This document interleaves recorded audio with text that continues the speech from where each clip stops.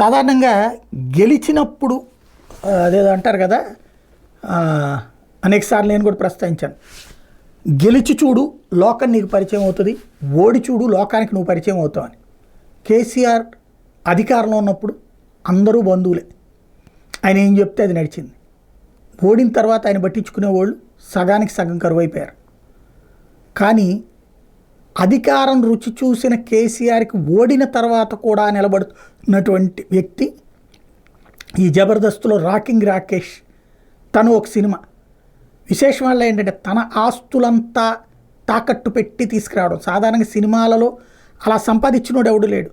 అందులో పేరే కేసీఆర్ అని పెట్టడం, పేరు విడిగా పెట్టిన ఒక ఎత్తు కేసీఆర్. అందులో కాంగ్రెస్ పార్టీ అధికారంలో ఉండగా కేసీఆర్ అనే పేరుతో ఒక సినిమా కేశవ చంద్ర రామవత్ అంటూ సినిమా తీయడం అన్నటువంటిది, ఓ పేదోడి జీవిత చరిత్ర అన్నటువంటిది ఓ రకంగా తన జీవితాన్ని, తన జీవితకాలపు కష్టార్జితాన్ని ఫణంగా పెట్టి తీస్తున్నటువంటి సినిమా.